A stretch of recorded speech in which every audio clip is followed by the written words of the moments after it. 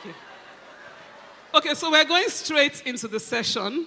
And the first question is for both of you. And because we're the ones holding the mic, we have decided that Minister Foladuro Toye will answer first, and then Pastor Kwadwo next. The question is this: what is it in your background and your experience growing up that has helped you to become the men that you are today, who are able to nurture, grow, protect strong women? And what is your definition of who a strong woman is? Wow. All right, let me start by saying, if anybody here loves Pastor Toyin, let me just hear a shout.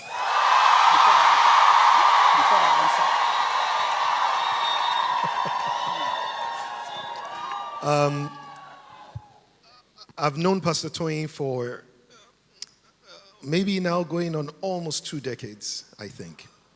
I'm not sure. I was like this when I met her. But she's someone that I honor. Tara and I love her dearly. We think she's just like one of the special gifts of God that God gives to a generation. And I just wanted you once again to please help Tara and I appreciate Pastor Toyin. Especially if she's touched your life in any way, then maybe you can do a better job.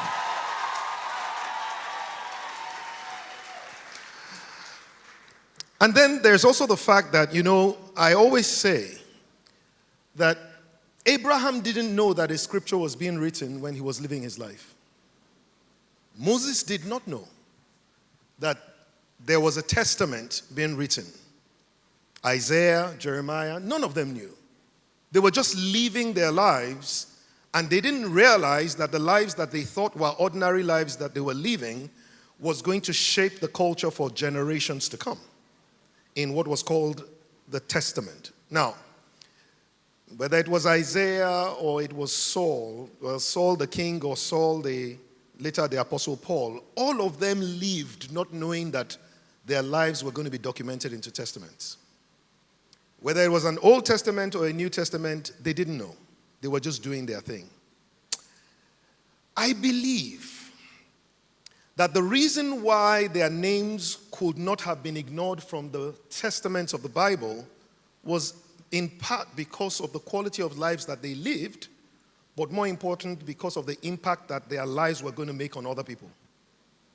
So if there was an Old Testament and a New Testament, who knows whether there's a Now Testament being written? And I believe very strongly that if there is a Now Testament being written, you may find the book according to Kwadwo. You may find it there. I don't know if there will be a third testament to be written.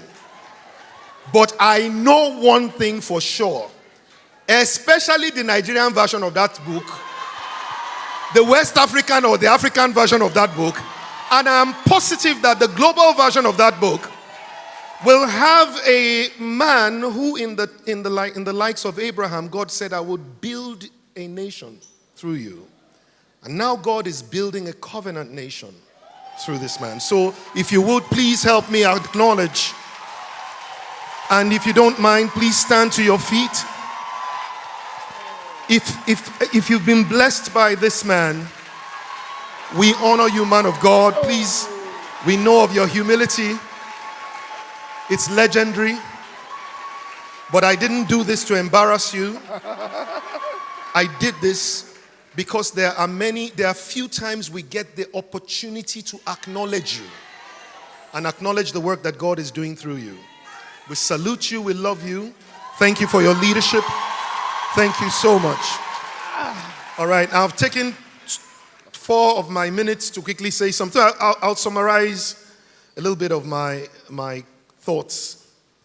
And thank you to Tosin Babatunde and Damilare Olorunfemi who came with me today. Please help me acknowledge them.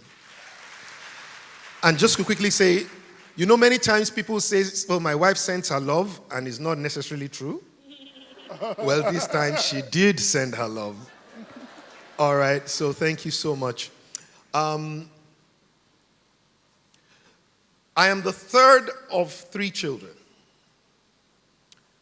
My parents were lecturers in the University of Toronto when I was conceived in the year 1970. I didn't say I was born.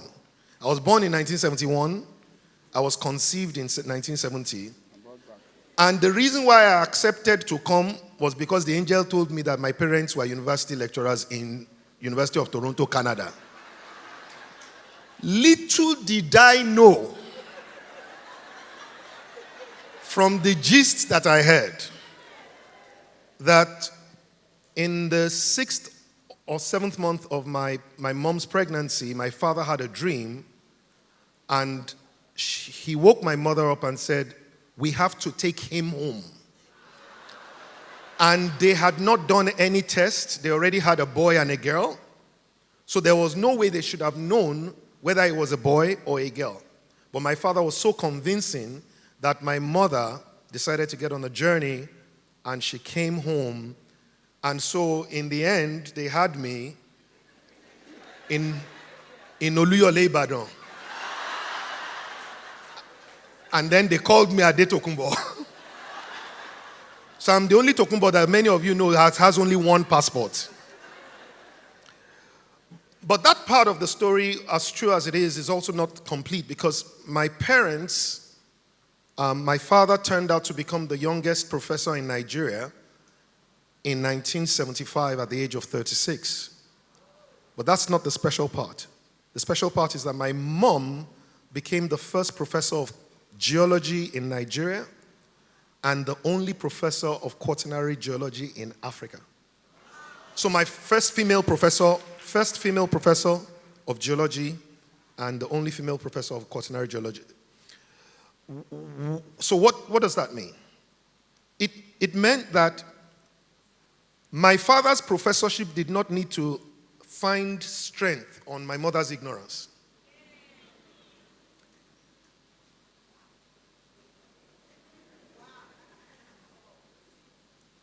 Both of them could be the best that they could be. She was the best student in her class, graduating with a 2-1. He was the best student in his class, graduating in the first class. And yet he was attracted to not a woman whose ignorance would amplify his seeming knowledge. He wasn't intimidated by her knowledge, by her capacity. He wasn't intimidated. He empowered, he enabled, he encouraged. And that was what I grew up knowing. There are 3 kids, I told you, I'm the third of 3. My sister, who's the middle child, got into university at the age of 14. She was the youngest medical student in her set, probably in Ife's history. She graduated from medicine at the age of 20. She later went on to become a consultant obstetrician and gynecologist, and is now one of the top 100 healthcare quality practitioners in the world. I didn't come to boast about them. I came to tell you, because you see, we as humans, we are elements of nature and nurture.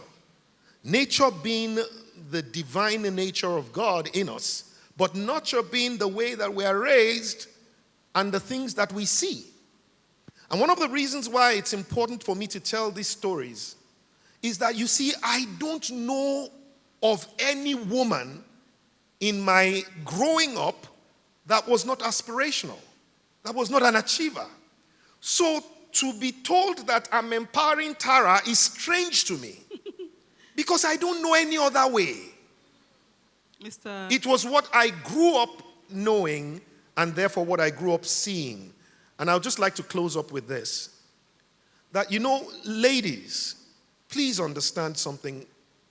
It's important that you are able to be all and do all that God has created you to be. Not just for the sake of the world, not just for the sake of God, but especially for the sake of your children. Because every time a woman achieves success, accomplishes, and is still a fantastic mother, a fantastic wife, when you do that, you are doing two things without knowing. Number one, you are giving permission to your daughters to be. But number two, you are giving permission to your sons to allow their wives to be. So I just wanted to let you know that the Be Woman's Conference is critical, not only to the women in this generation, but to the children that we're raising, the sons and the daughters, the men and the women that we're raising in the next generation. And so a strong woman is a woman who knows that she is born of God with capacities to impact, to excel, to be not one or the other, but all together. She can be a strong wife, a strong mother. She can be a strong career woman, a strong business woman. She can be a strong nation builder, but most importantly, a strong woman of God. And her strength does not have to intimidate her husband. Thank you so much. Both of you are twins. Both of you were brought back to be born in Nigeria. I don't think it was a mistake that you both have Nigerian passports only. Thank you so much, Minister Durotoye. I'd like to acknowledge the presence of Bishop Feb Idahosa.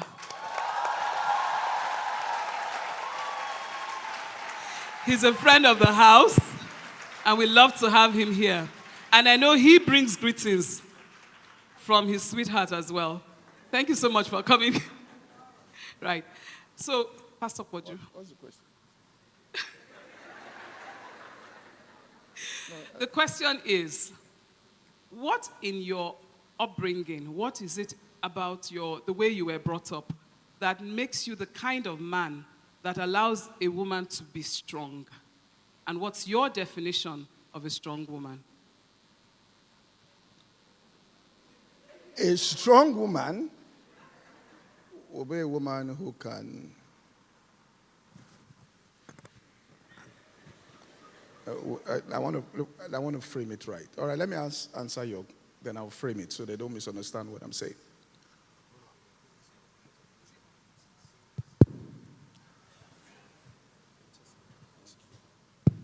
All right, I think this is better. All right. First of all, what I told Bimba was, I don't know how I got myself into this. How they managed to get me into this place full of women. But my story, in fact, is remarkably similar.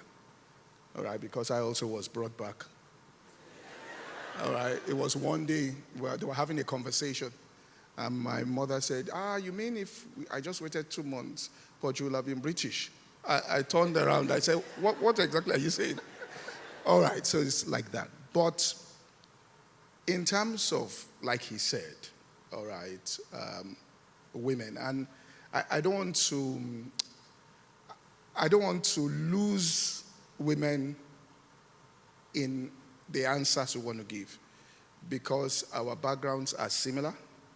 Our backgrounds may not be very common. So I don't want people, all right, so I will say it in a way that even, and I think this conversation, at least this question, is men really that should hear it very well. All right? Because my mother, is a medical doctor. She's a professor of medicine. All right? Her best friend is also a professor. First woman to become a commissioner in Western State. Her classmate was the first Court of Appeal woman appointed. Our next door neighbor was the first senior advocate female in Nigeria. So if I look on the street I grew up, I think 6 of the women living on that road are professors of medicine. All right, we have judges, we have all of that.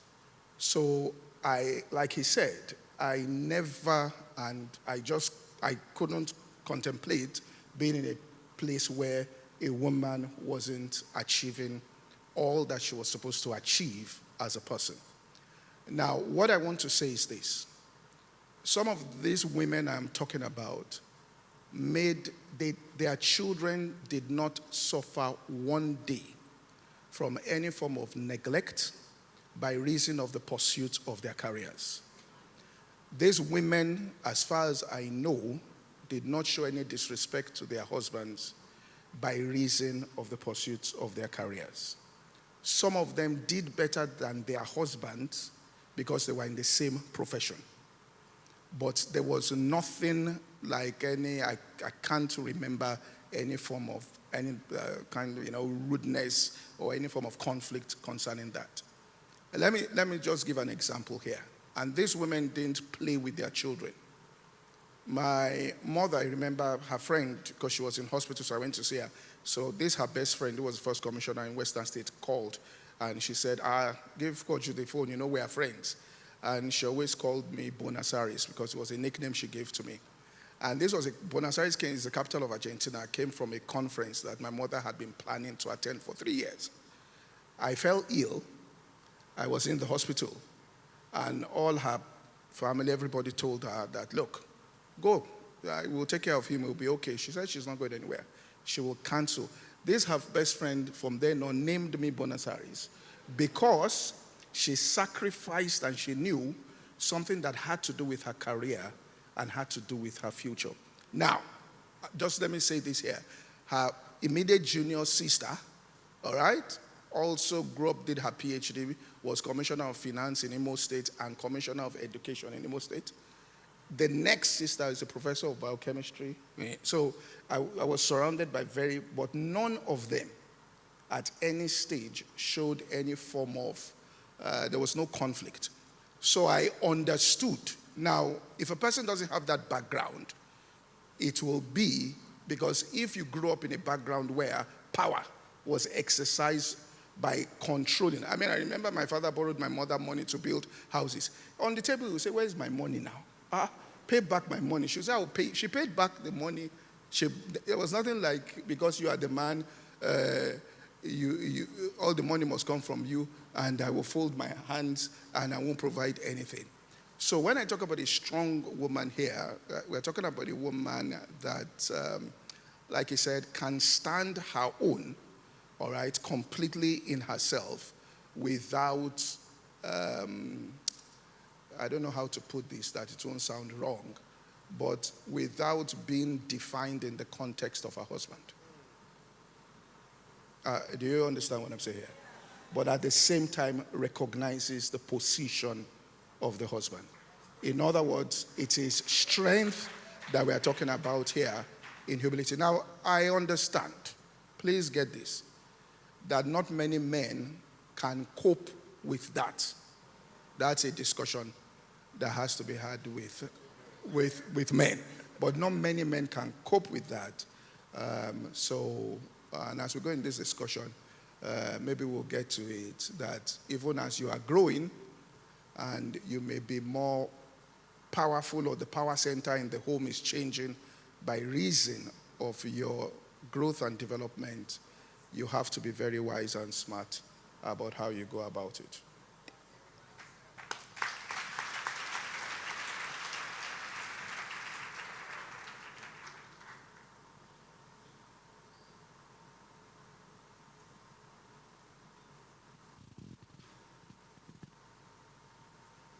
Maybe we should give you. Yeah, let's try this. Thank you very much, sirs. As you both referred to the fact that your experience, your background, that's similar, is not necessarily everybody's experience. Most people actually don't have that experience. So, for someone who's had a different experience, this question now goes to Mr. Fela Durotoye. And you did say earlier on that, we're made in the nature of God, but the nurture of men.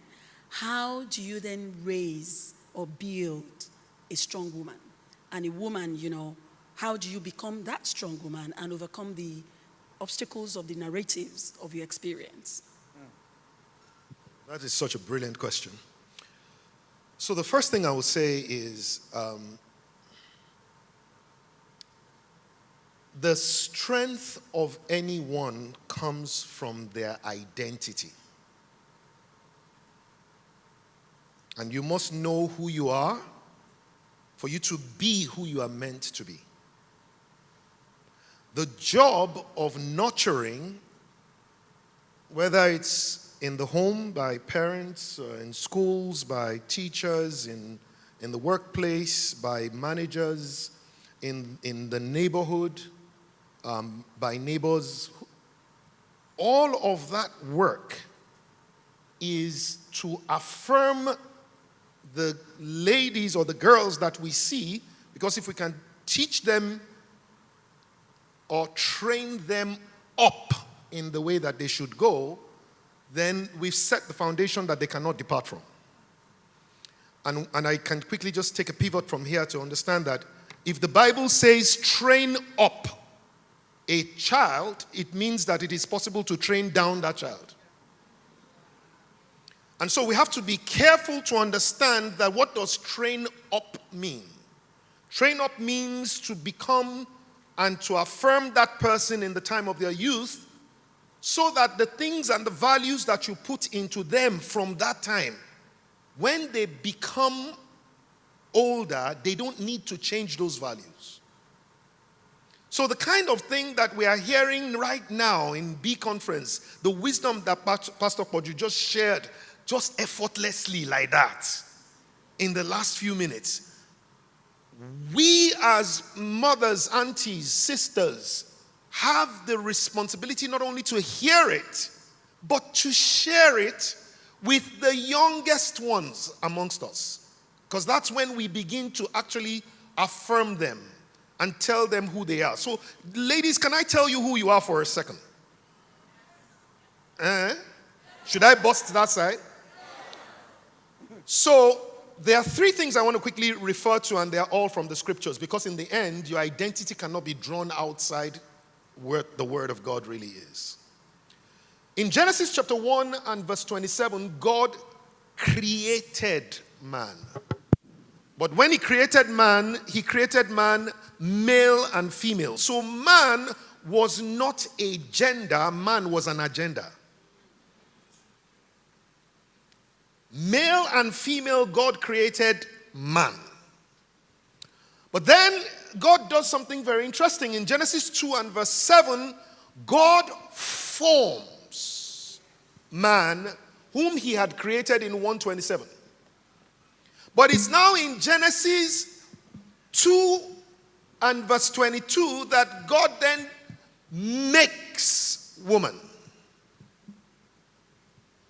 So you realize that God created, God formed, and then God made. The word formed in the Hebrew is called yatzar. It is the kind of production that the focus is on performance. Get it done. Ear, hear, eyes, see, nose, breathe, mouth, talk. It's all about function. But the word made, it's called pana. Somebody say pana. No, now, ladies, say pana. The word pana means perfect. So where God formed man for function, when it was time to pana woman, she didn't lose her function, but she now had the form. So it was finish. That's the word pana, to finish, to perfect, to... So you realize that men, we have a nose. Our nose can breathe. That's all that matters. Our ear can hear, no matter how big it is. We are not panad. We are yatzad for function. But women are more delicate in the finishing. So her nose is not like our own. She can breathe, but her nose fine. She can see, but child, see eyes. I don't know whether you've noticed, even eyebrows, how is it that men have eyebrow? Our eyebrow can go in different directions. But women's own, from birth, I don't know whether you understand. Somebody say panar. You see, you were panard. And you have to understand it is part of your identity. Now, if you were perfected, then you have to recognize that, because a lot of times people say things like, the woman is the weaker vessel. How do you, the weaker vessel, she's weaker. And then I say, if you understand Panah, you would understand why God says his strength is made perfect.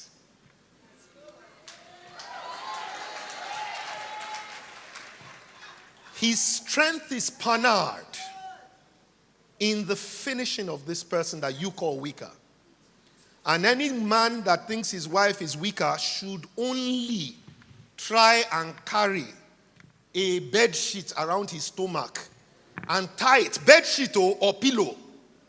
Just carry pillow for one day and tie it on your back, carry it around the place. Pillow, I didn't say dumbbell. Just carry pillow, tie it for one day, and when you understand how your back is aching you, you now understand the kind of strength that a woman has to be able to carry a child for 9 months, and she will not even complain to you. Not only will she drop, if she's like Tara, she will drop and ready to pick another one. Na. So that within 3 years, 2002, 2003, 2005, she has already dropped 3. That is panah. That's real strength, but it also comes from being able to know who you are in Christ, know who you are in God. But the real work that you asked is, we all have a role to play. Fathers have a role to play in sharing with their daughters, sharing with their nieces, sharing. Fathers have a role to play in the way that they exemplify what strength means by empowering their wives. You see, because children learn from what they see more than what you say. So tell me that I'm the apple of your eye, that's fine. But show me what the apple of your eye means by the way you treat my mother. And then I would understand what that means. So we all, and I'm not saying women, but women do have a role to play, but men have a role to play too, in making sure that we let the women know who they are, how they are, and what it is that they can do. And then challenging them all the time to say, you can, because they can. Thank you very much. That definitely deserves a round of applause. Thank you so much for sharing. And now we understand why men have 10 pairs of shoes and women have 40. Abi? We were panad, right? Thank you so much. Pastor Poju, we have a question for you. So I hear women say, it's good to say all these things, what we're supposed to be, but the Bible says women should be seen and not heard. Or other scriptures that people have knocked over women's heads, to make them feel like, or to make us feel like we shouldn't be in the forefront of certain things. We'd like you to just speak to that.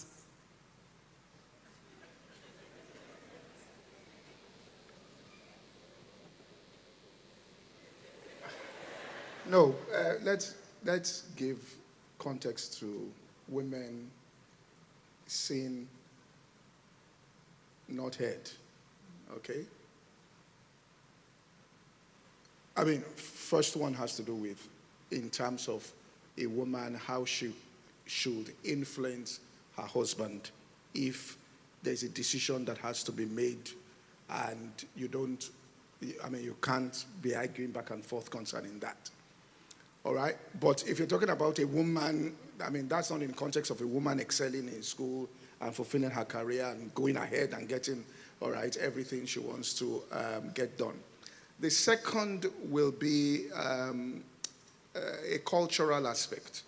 And you can't separate the way people will make decisions and the way they will do things from the culture that they grew up under. So culturally speaking, if a man, all right, sees himself in a certain role and a woman has a different background from that man. In other words, she grew up in homes like this where you are supposed to, where you can express yourself, and the man grew up in a home where the woman was brought up to take care of the home as a housewife and to be kind of docile, all right, and all of that. Then you're going to have a cultural mismatch. And what has to happen is she has to wisely navigate it. And I think women should understand this, that everything a man does, and this is the cardinal sin against the male species, once you understand that, disrespect. Now, the reason why he is pushing for all those things and saying you can't end this and all of that is that he thinks all those things are going to lead to disrespect. He feels that, and secondly, if you earn more than him, you have more power more than him, and you say anything, he listens to it in the context of disrespect. In other words, if I earn more than you, and you say that, I think the children should go to these expensive schools, this is where I want them to go to, he looks at it and says that, look, my friend, what are you talking about? I can't afford that. She says, we'll pray. That's different. If she's any more than him, and she says the same thing, I want children to go to this school. The next thing he says is it because you have money and I do not have the money? That's not where she may be coming from. But that is the sound that he is going to hear. So, particularly in this environment, you will have to pray for a lot of wisdom and the application of that wisdom to be able to navigate your way, all right? But just understand that the fundamental thing in the heart of that person is an issue of disrespect. Once he believes that he is not being disrespected, all right, if he's at home and they're calling you to speak everywhere, and you get on the podium and you first of all speak about the fact that I will not be here, even if everything you are saying, you may or may not be there, all right, without, but you make him reassure and all of that, then you begin to reduce the tension, all right, that is there. But we can't run away from the fact that culturally speaking, I can't deny that men in this society that we live in, culturally speaking, feel that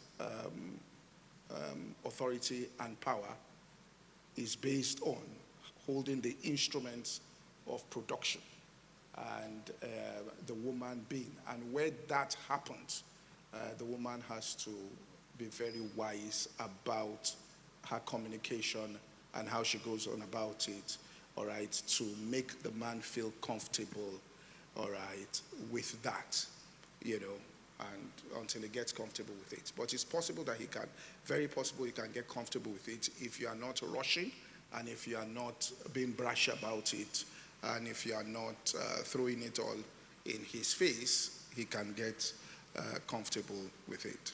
I believe that's the reality of what we face in this society we live. Yeah. Can I just add a little addendum to that? But please help me acknowledge, the wisdom that Pastor Poju has just shared. Pastor Poju, do you know that I think, first, I'm a certified executive coach. And I'm certified in the top school in the world on executive coaching. It's called Berkeley Executive Coaching Institute. And one of the things that I came to realize, Pastor Poju, is that coaching is actually a life skill.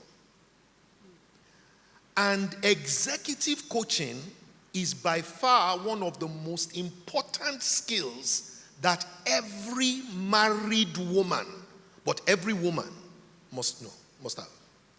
So what is executive coaching? Executive coaching is the ability to guide a person who has been vested with power and authority in a way that the person does not even know that you are guiding them. Such that through the methodology, the framework, and the tools you use, you actually find the light in the person. The solutions are brought out from the person. You didn't tell the person this is the solution.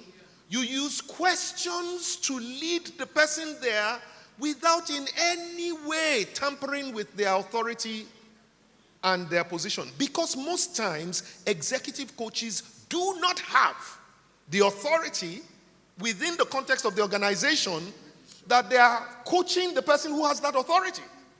So I'm coaching a CEO of an organization. He's telling me what his challenges or a challenge, he's complaining, but I have to go through a model. And can I give that to you very quickly? 2 minutes. It's called GROW. Somebody say GROW. GROW. G means goals, R means reality, O means options, and W means way forward. So as a woman, you want your children to go to a particular school. But you're not going to tell your husband, I want my children to go to this school. You're going to ask him, so with that, as regards to the children's education, can you please share what is your vision for this? So the guy begins to say, my dream is for our children to, so which kind of schools will have that kind of? Now, if he mentions some schools, but because of the current reality, he does not mention the one that you want, you say those are amazing schools. What about this one? How does it compare with that? He says that's a fantastic school too. It's just that because of this money, then you say, my sugar. Guys, I'm just telling you what the name that I hear. When I first got married, Tara used to call me brother. She's never called me by my name. I'm 6 years older than her, but she's never called me by my name once. The day that Tara will call me fella, I know that heaven will come down that day. Because whatever I must have done that will cause her, and I never told her not to call me my name, please. Not that I said, who are you to call me? No. She used to call me brother, but in 22 years, I've gone from brother to sugar. Guy, you have to clap for even me that I'm doing something right. So now you have to pet his, like Pastor Poju was talking about, his ego so that he can drop his armor. Because his armor is to protect his ego. And every time he senses disrespect coming, he has to protect that ego by lifting up his armor. Once he knows that you are not there you are actually there to help him manifest the vision of where the children will. And you say to him, you know that God will provide for you, Mike. And you know that even if God wants to use me to help you, then your children, don't call it my children at that time. Say your children will go to the best schools that God has empowered you to go. My husband, you can do it. You can make it. You can. By the time you are done, the man say, hey, which school did you say? That school, they will go there. In other words, you have coached him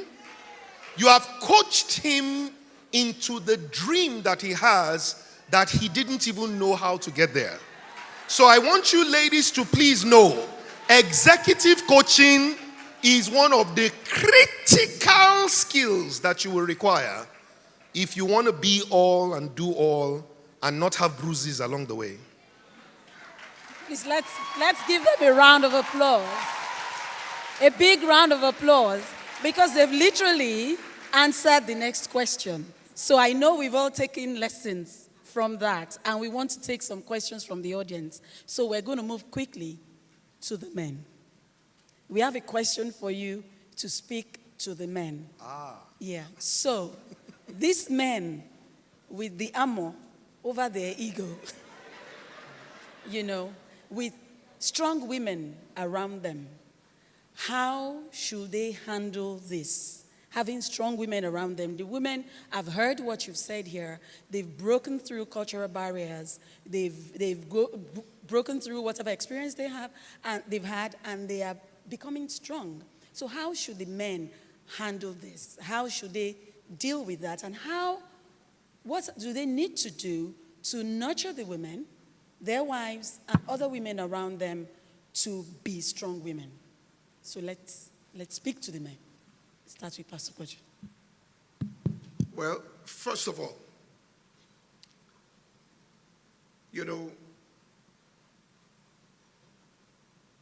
for you to be able to get to the next level, like what I was talking about coaching, you need to go through a proper mind renewal. Okay? Now, if men are listening, there has to be a mind renewal. Listen, when I started church, my first landlord was a very wealthy man. He called me. He said, look, go and look for a strong woman to marry. See this work you are doing? You will just be relaxing. She will carry the work for you. He gave me 2 examples of pastors he knew in town at that time who had strong women. I laughed. He said, it will make your work lighter. Look for someone with strength. Now, the point I'm trying to get to, the strength that men may consider to be intimidating, it's because of the way their mind is.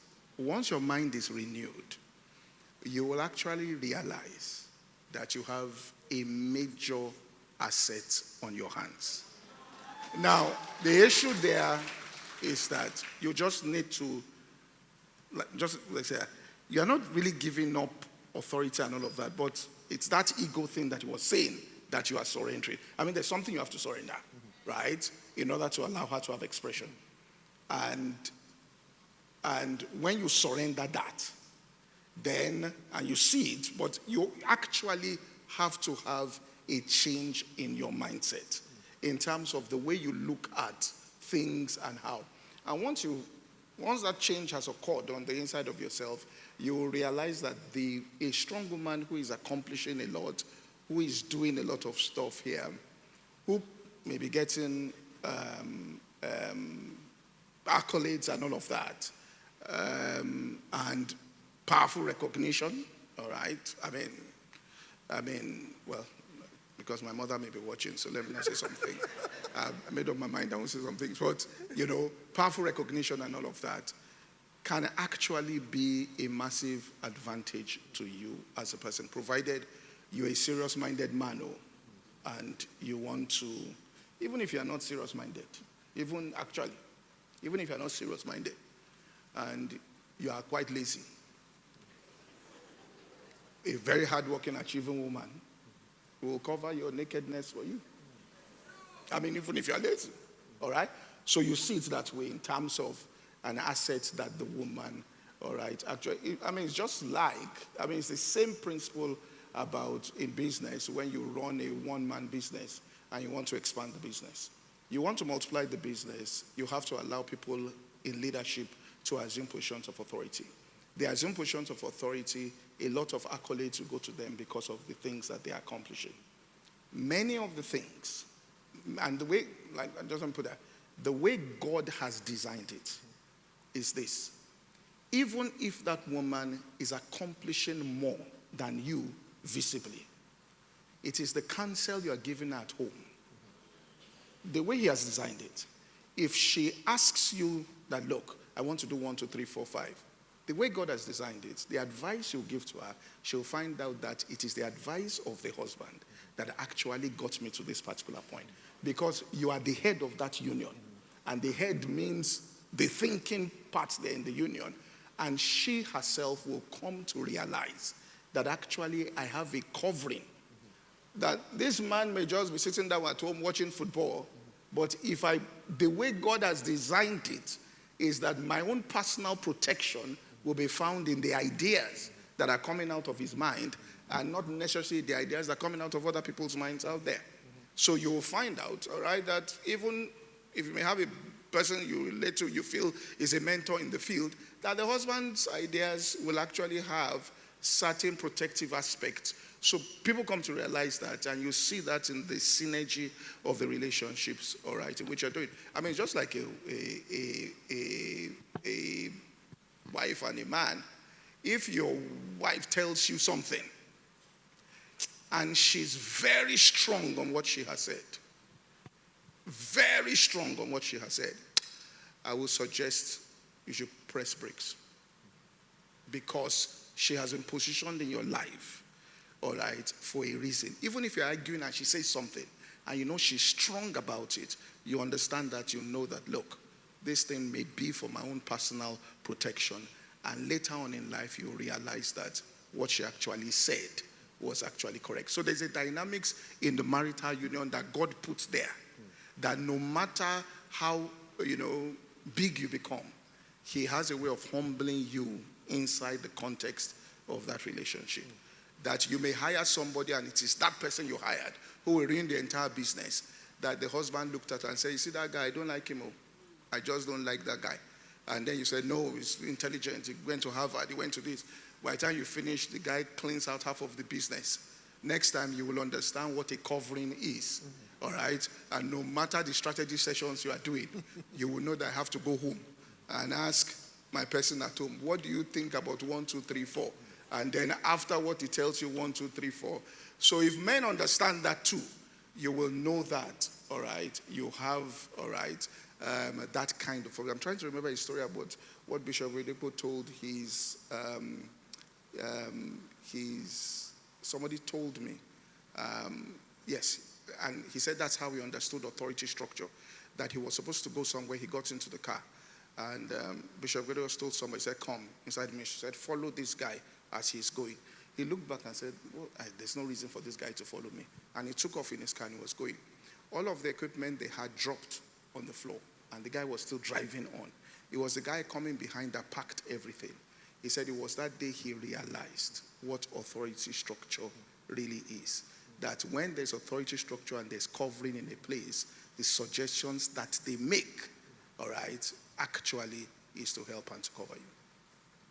All right? Thank you. Now, with that, I'm trying to say that, so as a woman, even if you are accomplishing more in your field and your profession and all of that, you understand that the man that God has put in your life. There's a reason why in scripture it says the woman was deceived, but the man was not deceived. And he didn't say the hair, all right, is the covering. He says the head, all right. So the husband actually is the head, which means that any decisions you are making, run it through your head in it, and you find out there'll be security in what you are doing. That's just the balance of it in terms of that. Yes, sir. Thank you very much. All right. God bless you, man of God. And I hope that maybe there will come a time when at women's conferences, we're not just having a panel of men, we would actually have a breakout session for the men to come in, even during a women's conference, even if it's for just one session. Because I think that the wisdom that women are getting is so powerful, but I hope that you also know that the job is to share. It's not just for you to receive, but go and share. But I really hope that the men will take time to sit down with Pastor Pojo and just hear, 3 things I want to quickly talk about, very quickly. When I speak to men, I am very quick to acknowledge that men are the head. The question, if men are the head, is then what is the woman? Is she the neck that turns the head? Maybe.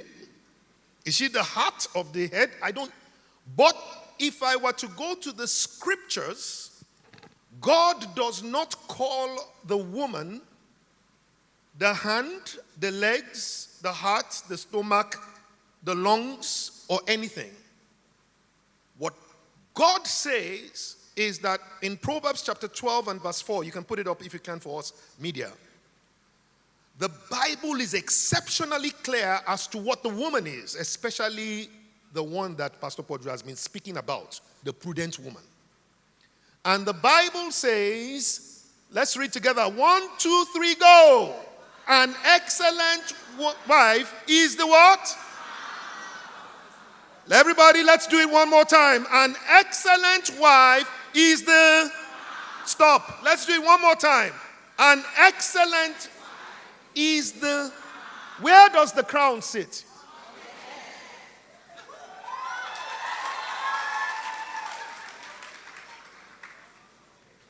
When men get to understand this, that the glory of the king is in the jewels in his crown, then he knows that he's not competing with his crown, it is his kingdom that is affirmed by his crown. So that with every accomplishment of the wife is another jewel in his crown. I tell men, whose name is she bearing? Has anybody noticed, if you go and Google Fela Durotoye, you will see Tara Fela Durotoye. Tara Fela Durotoye. Whether it is Fela or Tara, the Fela Durotoye name, which is part of the begging I want to beg you. Women, as we give you our name, let's go to the second part of that particular scripture. But she who causes... Please now, can you bring fame to our name, not shame to our name? Can you make up your mind that when you are working in your office, you are not just a person, you are carrying a brand? And that the quality of your work is not only in affirming who you are, but also whose you are. Does somebody understand where I'm coming from? And the good thing about it is that at no time did you not carry a man's name.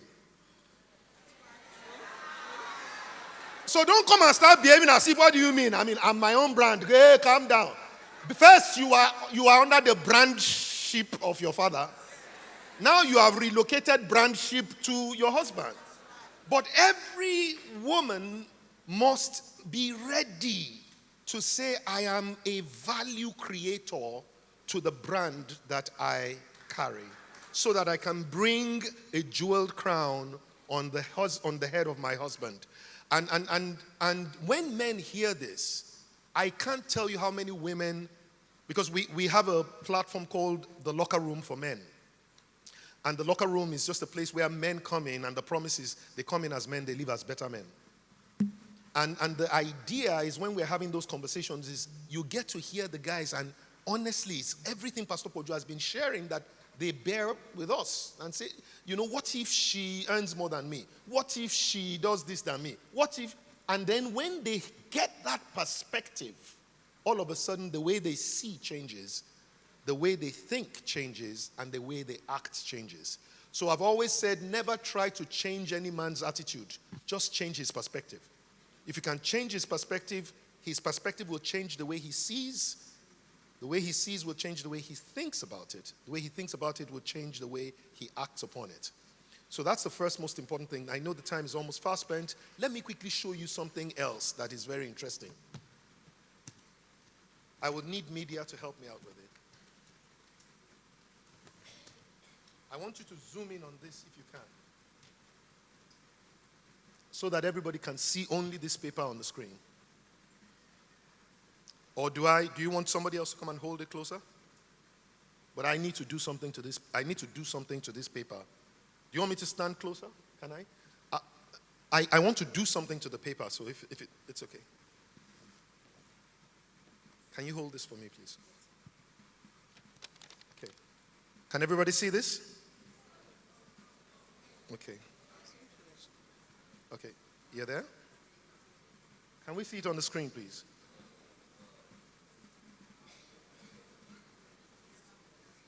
It's too bright. Is it better? Can you see it?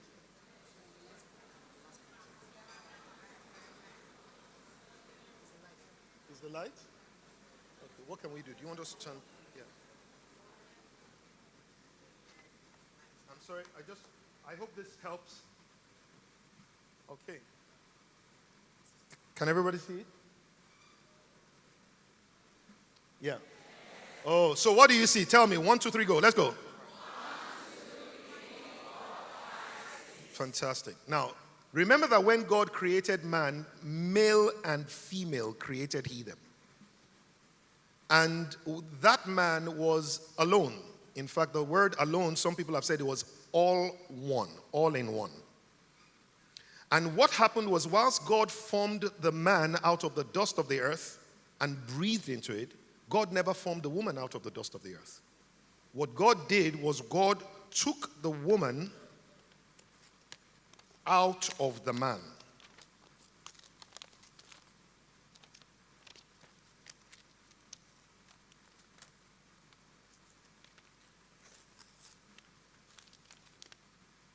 Does anybody see it now?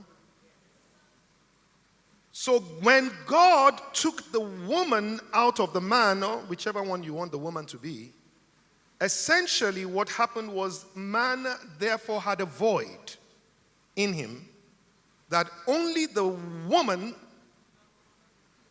can complete. Somebody's getting this? But there is a danger. Before God took the woman out, man had all the strengths. 1, 2, 3, 4, 5, and 6. Now God has taken out some of the strengths, and so the man, let's say this is the man, can be 2, 3, and 6, but he's no longer 1, 4, and 5. The challenge is when man is looking for 2 in his wife because he's 2. And start saying, you don't even, because it's normal and natural for him, but he's looking for it in his wife. So let's say the man is an extrovert. The man is a business person, is enterprising. And he's wondering, why is my wife not enterprising? And he's translating the strength of his enterprise as though it were a weakness in his unenterprising wife. Forgetting that, listen, if there are 2 of us that are the same, one of us is unnecessary. So the idea is I'm supposed to take the marketer in me and add it to the administrator in my wife. Not be looking for the marketer in her and be wondering why doesn't she have it. And the only thing also is that, guys, I'm now coming back to where it touches you, is that your strength is in his weak spot. Which means when you begin to power and boast about your strength, why can't you, he's not even driven. You are the one that is driven for the 2 of us. Your job is to take my ability to plan and your ability to execute and find ways to honor the planner in me and support me with the execution in you so that we can have results. So don't compare, because every time a woman compares herself with a man, she's likely to compare her strengths with his weakness. Because what she has as a strength, he has it in her. Do you get it? So this is the idea. Can I leave this here with you? Complete, not compete. And when you complete, he doesn't need his armor to come down. But when you compete, he has to show that he's better than you. The glory of God is the only thing that can, if you touch it, it will kill you. And man was made in the image of God. So if you touch the ego of a man, even if he doesn't kill you physically, you are dead to him. You are dead to him. You are dead to him. So and I'm not in any way endorsing at any time that any man should ever be unfaithful to his wife. I'm only explaining that sometimes When you see the husband of this brilliant woman, who then seems to be, and you go and look at who is the girlfriend. The girlfriend, she didn't even go to school. She didn't even this. She's not even fine. Please understand, at that moment, he's not looking for fine because you are fine and yet you are dead. So everything he's looking for is what you are not. You are brilliant. He doesn't want that anymore. Because your brilliance touched his ego and you were dead to him. So ladies, please understand. God brought you to finish the man, to perfect him. That was your role. To perfect him. Your words should be the sweetest words he will ever hear in the course of his day. The look you give him in the morning, oh my God, nobody else born of woman should be able to hail your husband more than you. And it doesn't start when you get married. Because the Bible says in Proverbs 18, he that finds a wife. So you become a wife before you are found. You become a wife before you are found. It's only because you are a wife that you are found. And then you become his wife. Do you understand? Which means that when you are talking to your brother at home, you have to be a wife. You are not his wife, but you are a wife. Use your brother to practice how you will talk to your husband. Teach your daughters how to treat your sons so that they can know how to. Practice does not make perfect. Practice makes better. Practice makes easier. Does anybody understand what I'm saying? So ladies, as you be, please help men become. Because, and I close with this, any girl can have a baby. But it takes a real woman to give birth to a man. I am the product of a woman. I was born by my mother. I was born again by Christ. And I was born into the man that I am because of Tara.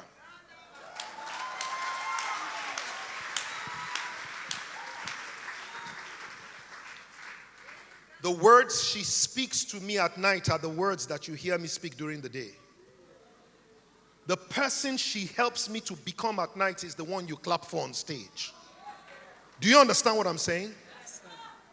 Please, don't be just women.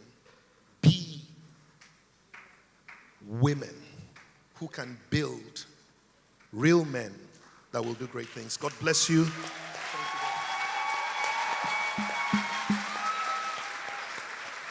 Thank you so much. Thank you so much. We're definitely beyond, we've gone beyond the time allotted, but we have a small space for questions from the audience. Just one question, only one question. One very, very important question. Okay, please go ahead. You have a mic?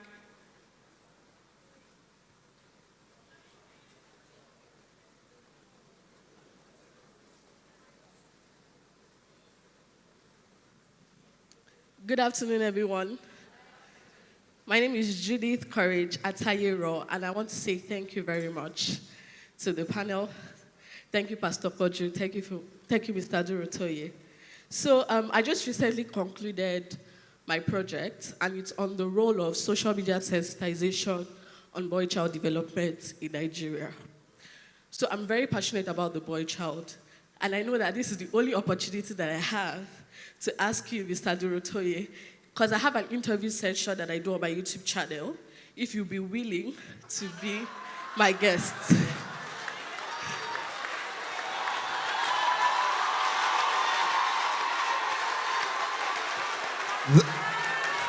That is what you call shoot your shot. Ladies, should I be on her show? You have heard the answer. So we'll make it happen. Damilare, please connect. There's a gentleman there. Thank you so much, sir. God bless.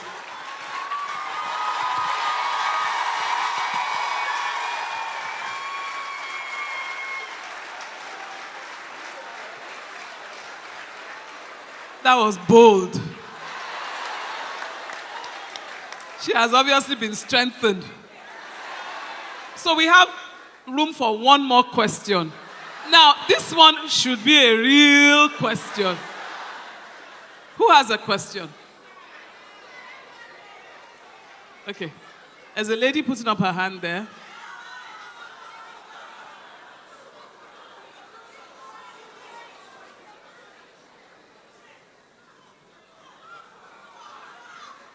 Praise God.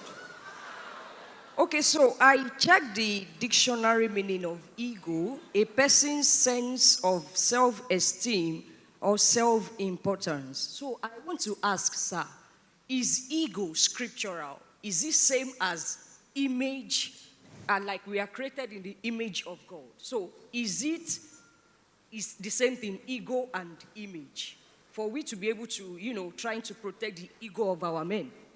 What?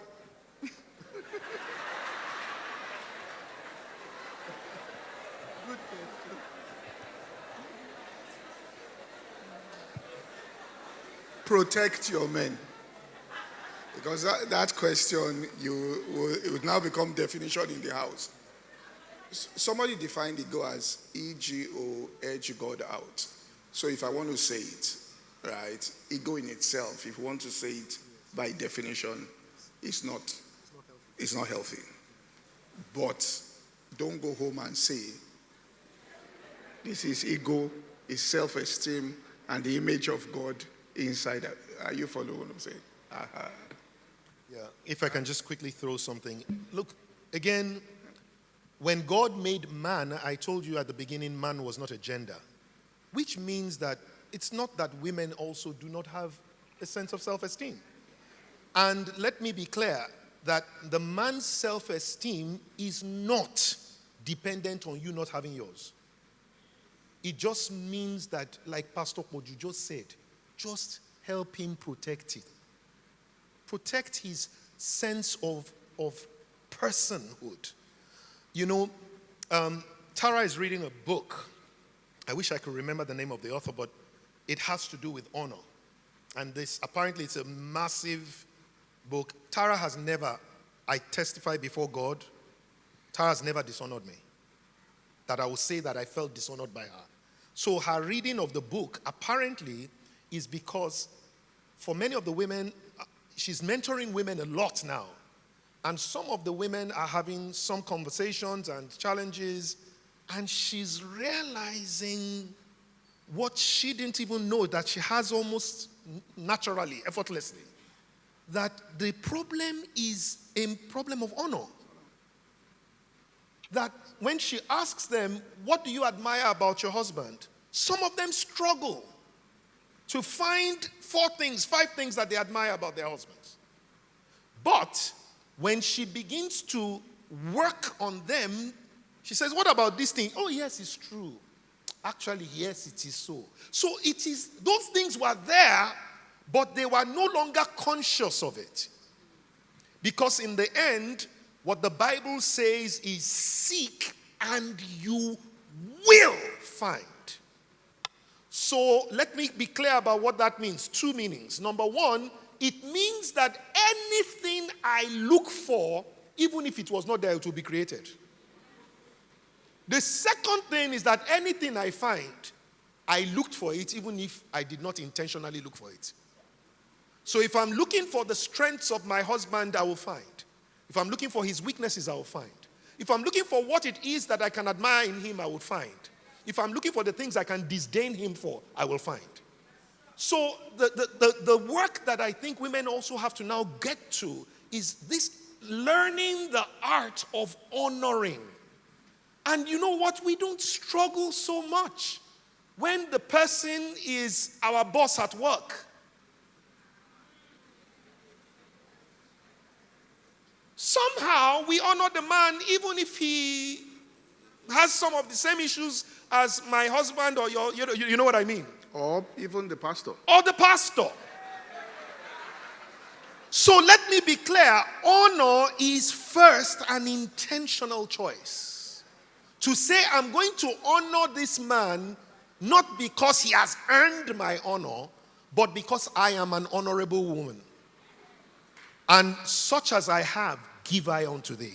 So if I don't have dishonor, I cannot dishonor you, even if what you did not deserve honor.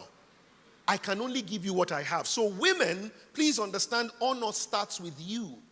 It is only the honor that you have that you can give. Women, please understand that the what did she call it? Esteem. Self-esteem. Self-esteem starts with you. When you have self-esteem, then you will be able to honor the self-esteem in others. Last thing I want to say.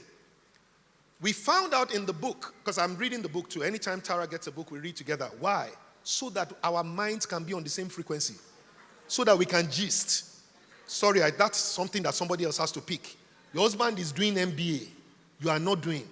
But he's bringing the books home. Read it. MBA is not about the class. It's about the knowledge. When he brings it home, you read it. So you guys can gist about the marketing concept. Therefore, he has a gisting partner. So Tara and I usually read books. And the first definition of honor, can I give it to you? Are you ready? It says to acknowledge the God in that person. Man of God.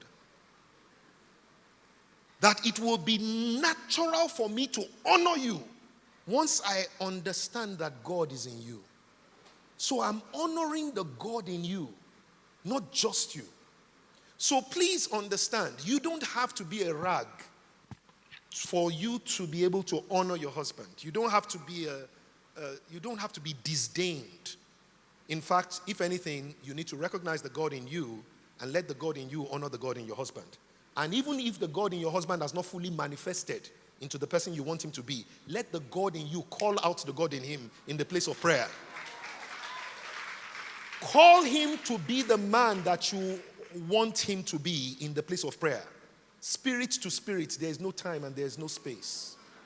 So birth your man in prayer first, and then use your mouth to birth him in the physical. Okay, I just also want to say, I want to say something, and I hope my mother never hears this, but let me just say this. That's if I get to it. Let me say this. Women must understand that there is a lot of pressure on men. And that has to be appreciated. And when we talk about honor, because people can look and say, what is there? And if you look at the man, there may be very little for you to find to say you want to honor. The issue is that a lot of men go through life without a sense of gratitude from their wives. And a man, for example,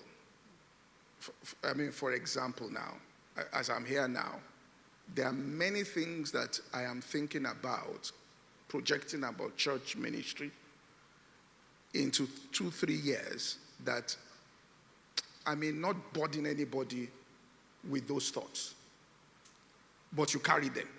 The way a man is designed, a man doesn't want to be telling people the problem. A woman can come back and say, hey, you know what happened was this happened. A man won't say that. So he's carrying much more than you realize.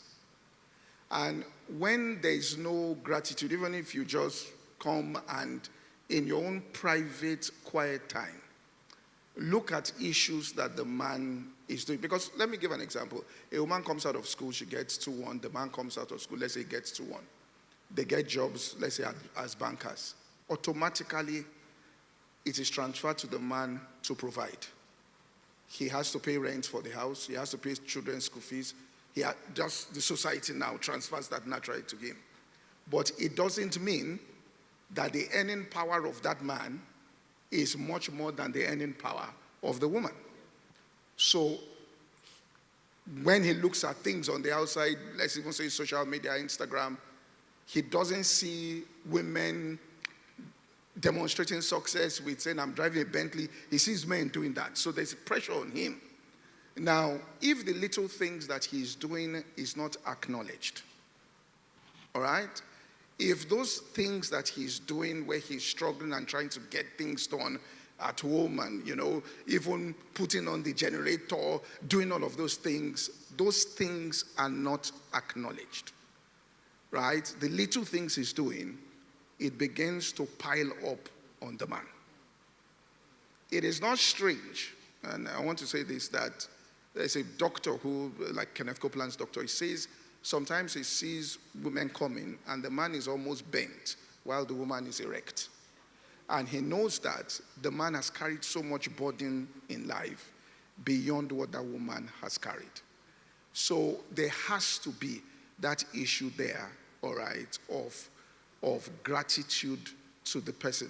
Because it's when you overlook the little things the person is doing that there's a tendency in that person, because it's this ego and self-esteem, that there is, the tendency in that person to now start having problems inside that marriage because there's really no acknowledgement. I mean, for the men too, they should acknowledge what women are doing, but it's important that I'm trying to say that men go through a lot of things that women don't have any idea that they are going through these things. And so it's important that those things be acknowledged in terms of little things. Look, a chap came to see me to speak at a men's conference, and he told me 3 men who appeared successful. One went to Songo Tedo and pulled a gun and pulled the trigger. It just so happened that the bullets didn't come out. All right, he dropped it. He gave me a second occasion in their church. He said, this is the pressure that men are going through. He himself, he told me a story about himself. He said he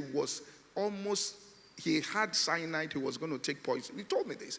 He said it was a classmate of his that walked in, a woman, and she saw him and said, what's going on? Pulled it from him.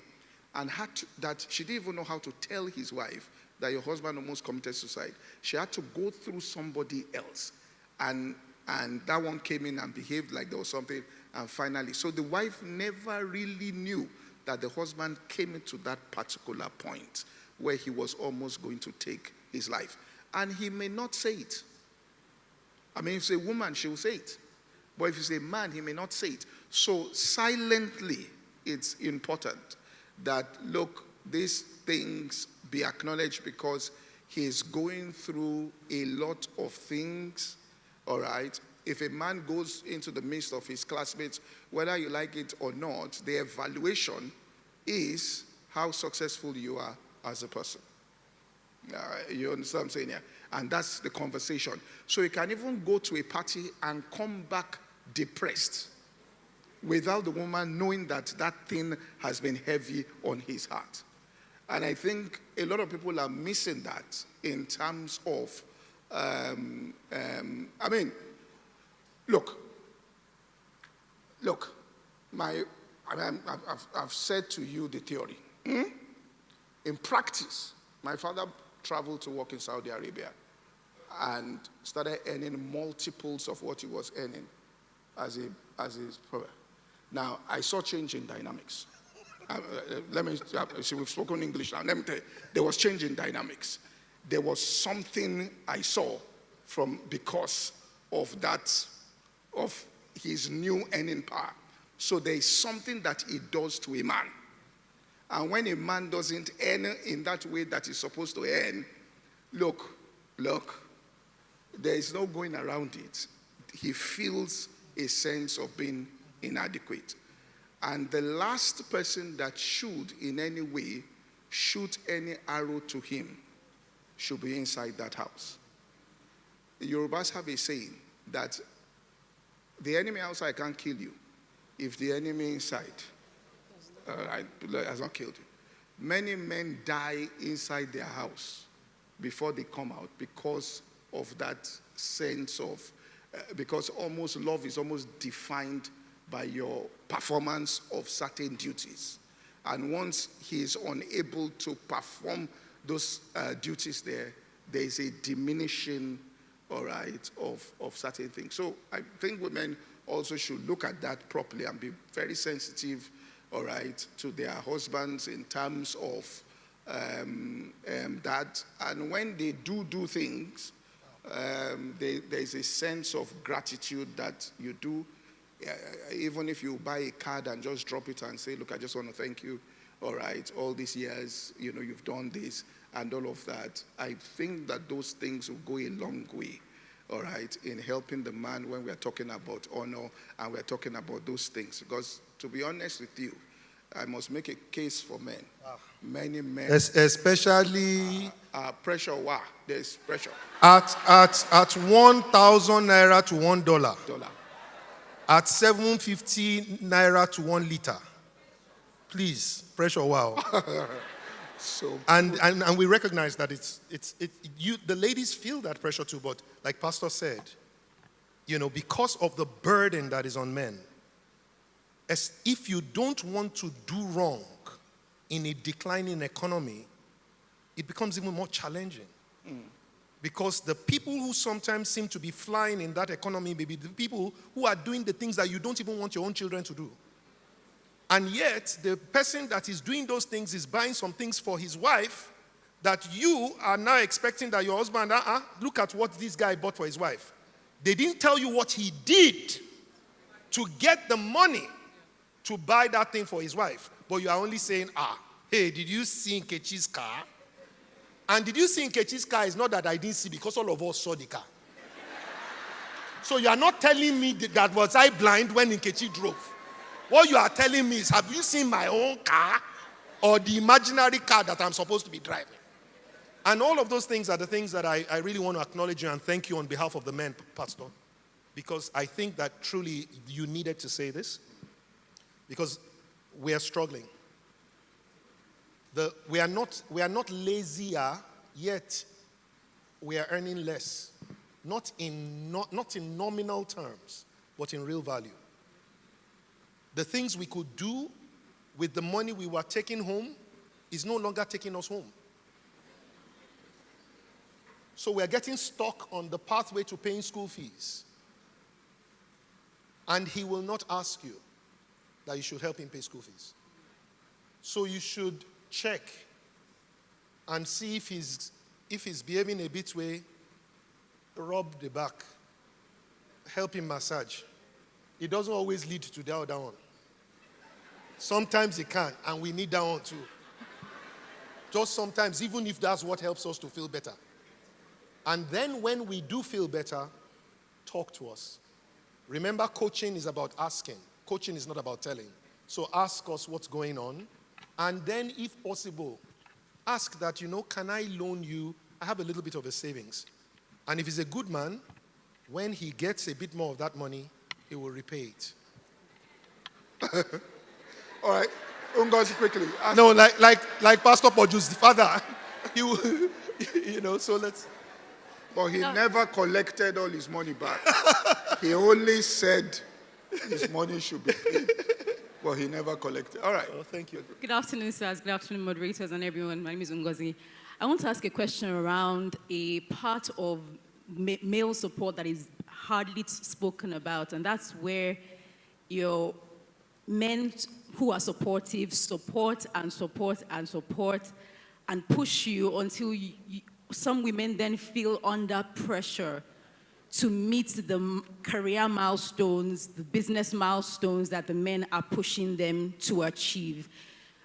What do you do? So if you're a woman in that position, how do you navigate? If you're a man, how do you push to the point where you don't, the women don't crumble under the pressure of feeling like they are not meeting your expectations or they are not, fulfilling their God-given potential? Are you saying, for example, now, let me be clear. You're saying that the man wants you to. So now maybe your husband wants you to go and do your master's. He wants you to open your business, and somehow you should be happy now, huh? You should be happy, but there's a pressure. It may not be for everyone, but I'm hoping it's intercessory in some way. That there are some times that women come under the pressure of just not being ready to move to that next level where the man wants them to be. Yeah.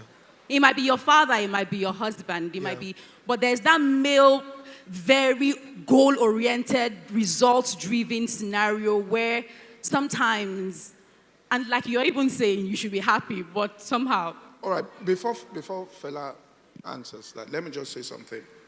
And let me just say this.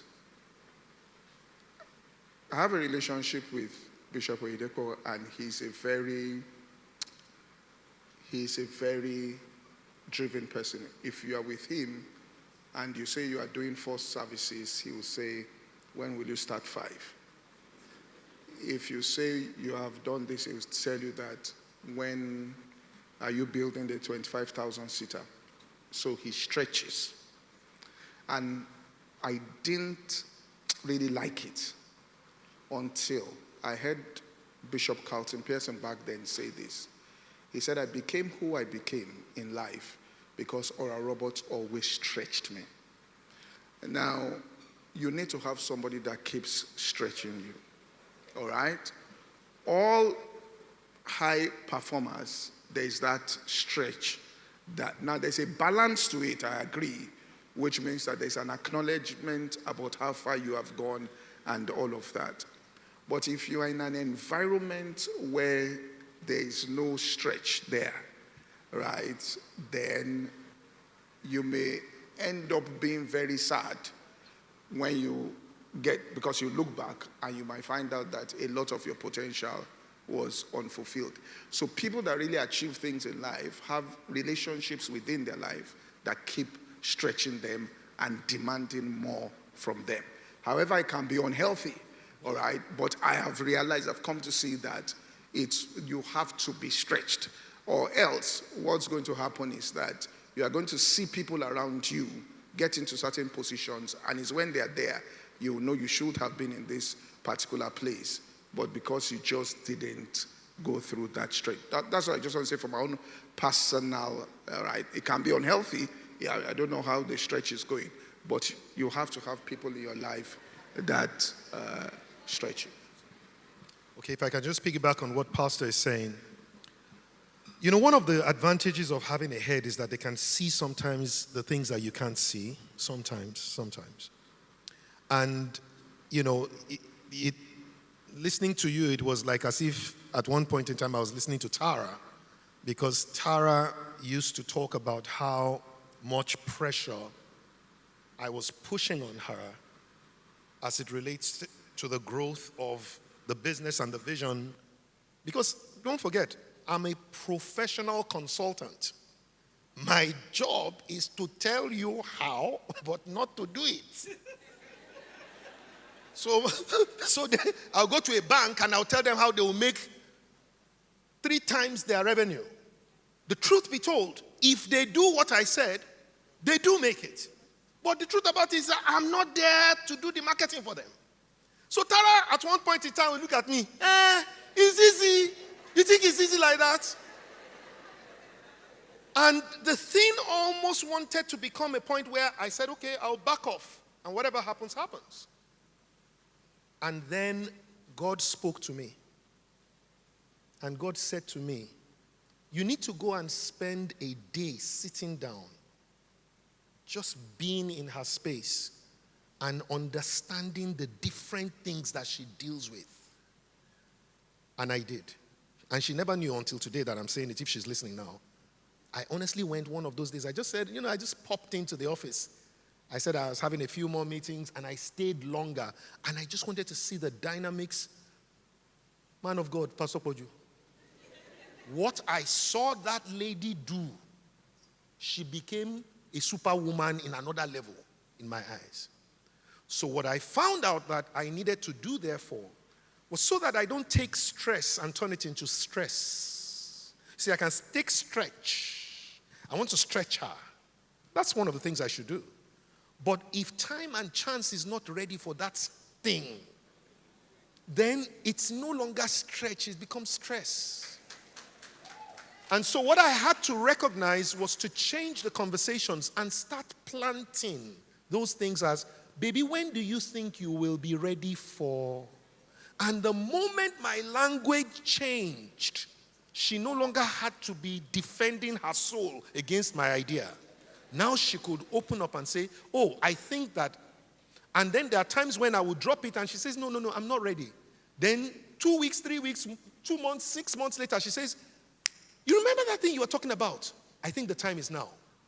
And I realized it was my ego that was bothering me at one time to think, how dare I give you counsel and you will not act on it?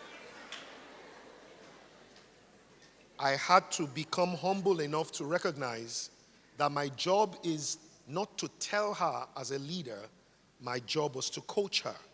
And in coaching, you don't tell, you ask. And once we change the dynamics of it, even the stress in our marriage that could have come from those things disappeared. So I hope that men will recognize that it's not the women only that are supposed to become executive coaches. Men also should learn executive coaching skills. And this one is not a shoot your shot, because what I have in my spirit, I'm wondering why God is telling me to do it like that. But anyway, I'll tell you. Pastor Koju, when you are ready,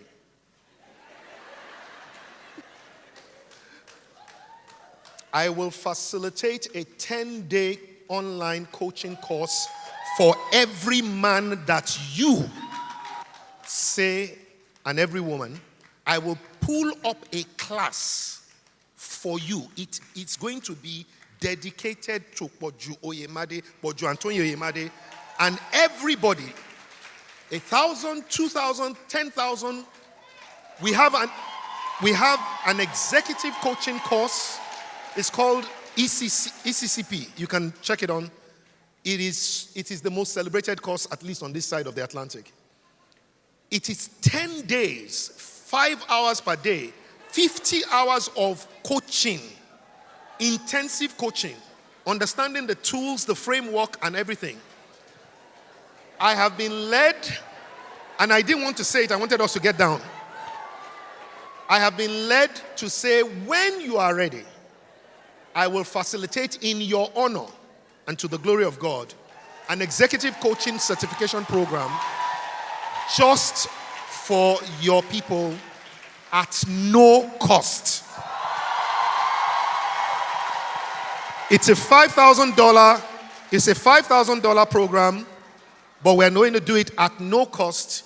Listen to this. There's no comma. It is because of the harvest of the seeds you have sown.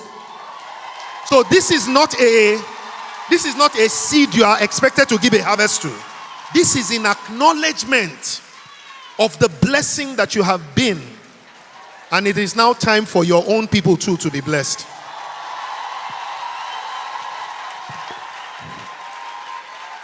Thank you very much, sirs. We have heard a lot this afternoon. We have heard enough for the men and for the women. We have heard that you are not going to be just for yourself. You are going to share this with the men. And I know that if you look at all of what we've heard this afternoon, I know people have questions in their hearts that we have not actually asked. But if you listen to what has been talked about today, you will find the answer to the questions if you go from every side. And so we're going to honor these men and thank them for pouring out of their heart. Let's all rise on our feet and celebrate them. Thank you very much, Pastor Koju. Thank you very much, Mr. Felajuro Toye. We are very grateful, sirs. Round of applause, it's not loud.